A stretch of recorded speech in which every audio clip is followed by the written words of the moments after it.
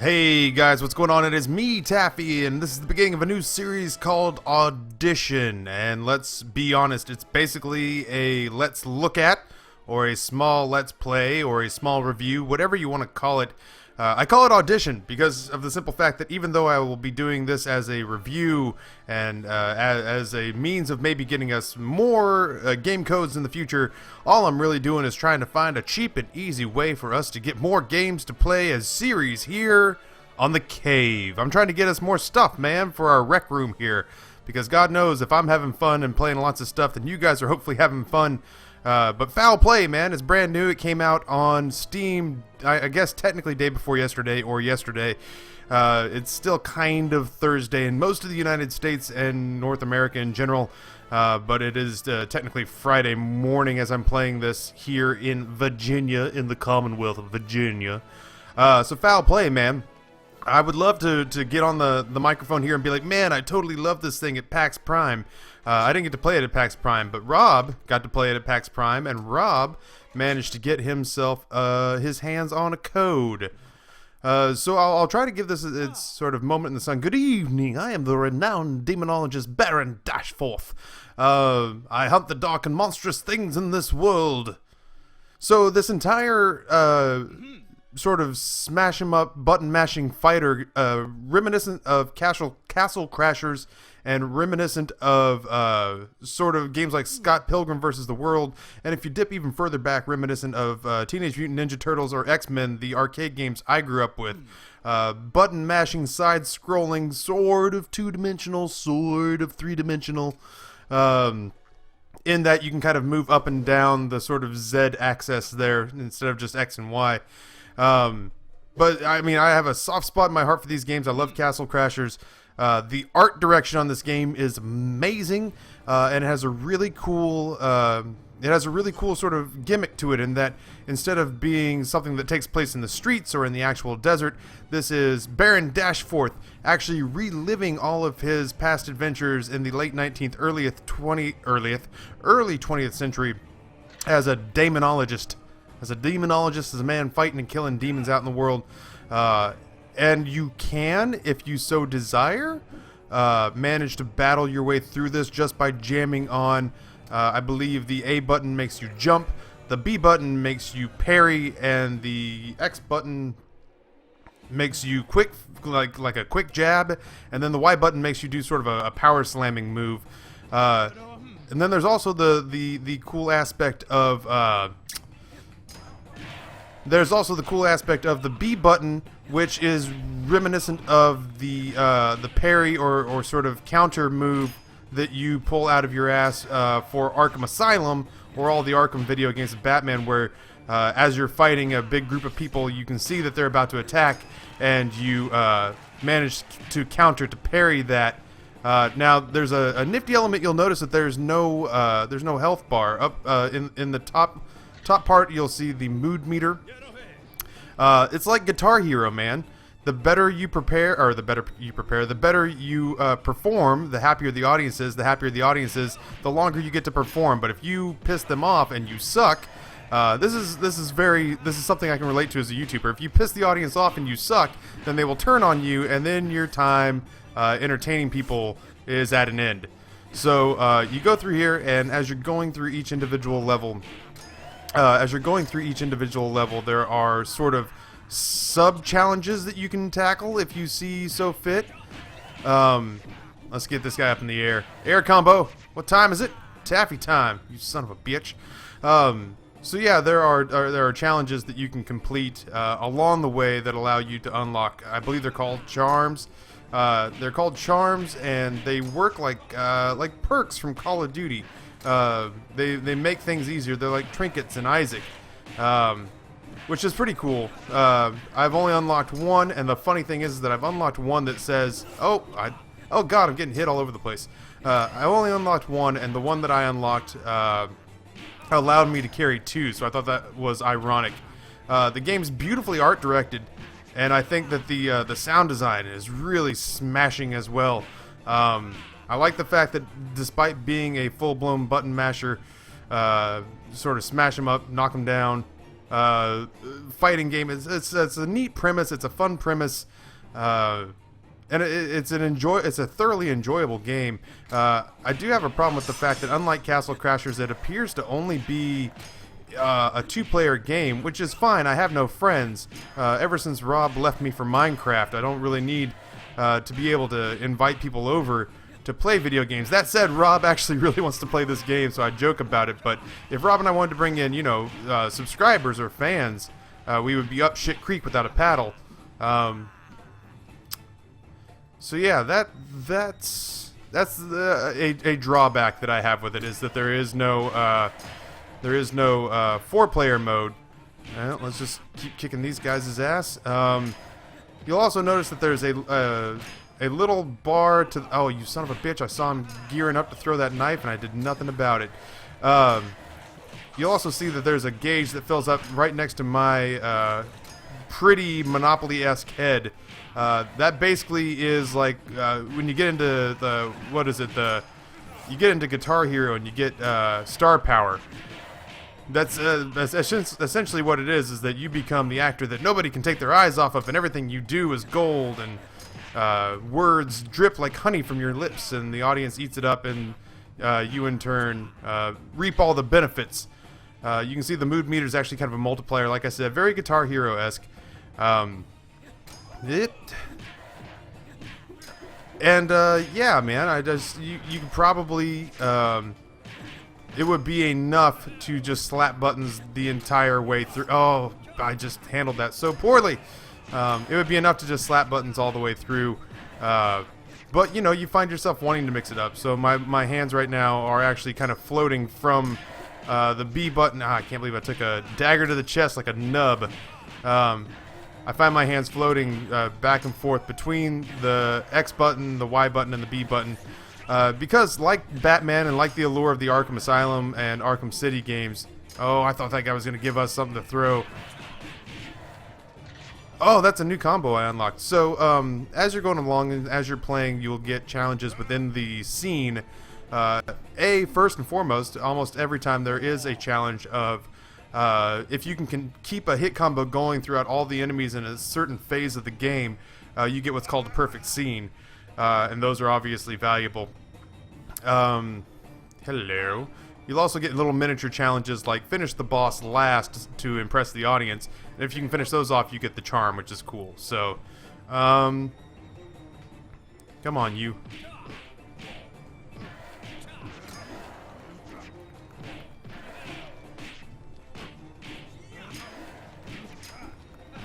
I think I can...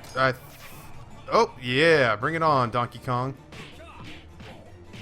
Lose my perfect scene, which is too bad. But I'm not getting hit by these things. I'm actually parrying them, which is nice. Hey, we did him in. Nice. Oh, God. Yeah. Now what time is it, you asshat? I've picked up a couple of combos, which is why, like, if you get this game, you won't have the ability to do some of the things that I'm doing right now, which is driving the audience wild with my animal magnetism. Wow, 72 hits. Oh, I can't believe I threw it all away, man. I pissed it all down the pike. No, things are going well. I probably should have used my star power in there if I'm being 100% honest. Let's go ahead and do it now. Yeah, let's just go ahead and just kick the shit out of these kids. So you find yourself looking for situations where you can parry and counter these guys because it becomes an easier way to run your streaks up.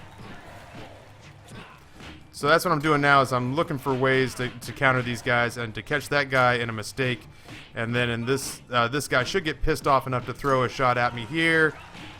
I'll hit him a couple times, he'll come at me, and I'll catch him and knock him up in the air and beat the ever-living hell out of him. It's fun. It's a fun game. Like I said, wish there was a 4-player.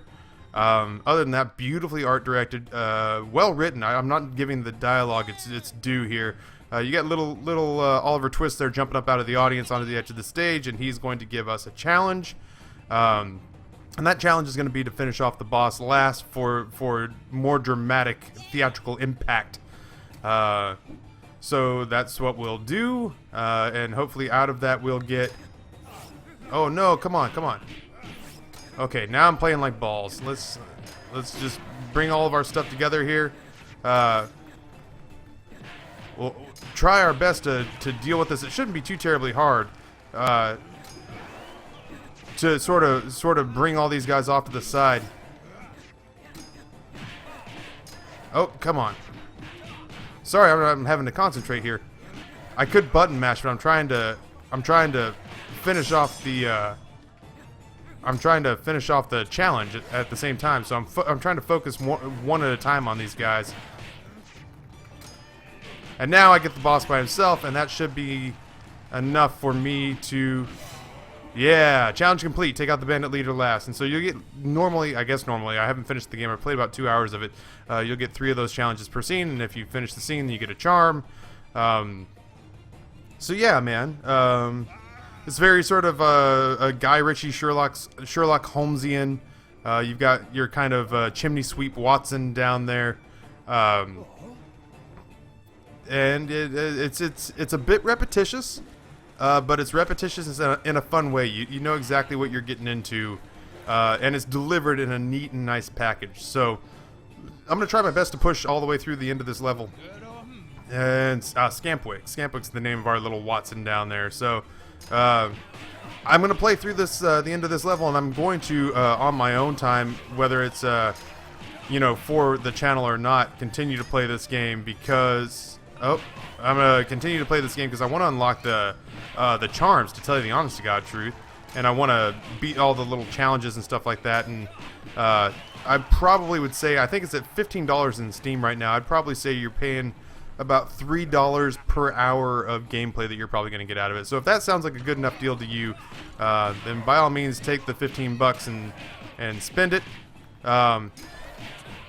Oh man, this new attack that I've picked up of being able to swat guys out of midair is super useful because it kind of gives me a brief period of invincibility where I can also battle the boss if he gets anywhere near me.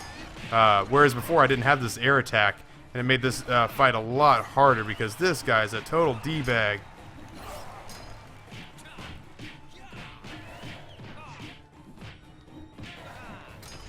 Alright, so I pissed him off. Whatever, bring it on, bro. Oh, I totally didn't parry efficiently there, so... But we'll take this little bro here and we'll slap the shit out of him, and then we'll... I'm trying to... I have actually since forgotten exactly what it means to throw... There we go, I wanted to throw this kid. Come on, there we go. Well, I'm hitting the wrong buttons. I'm button mashing like a bastard. There we go. That's what I'm looking for. Throw him at the big boss.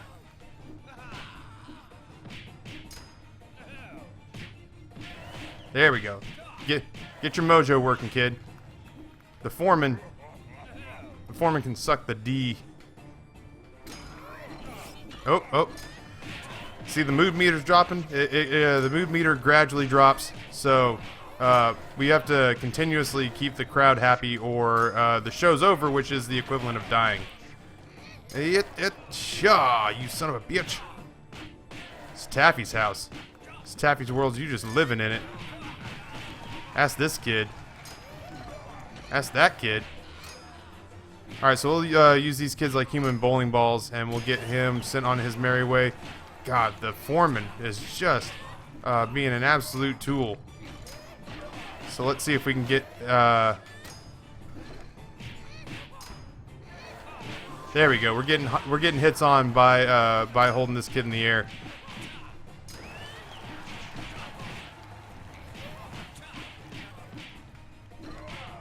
There we go. Down for the count. Thank God. I should have been using my star power and all that.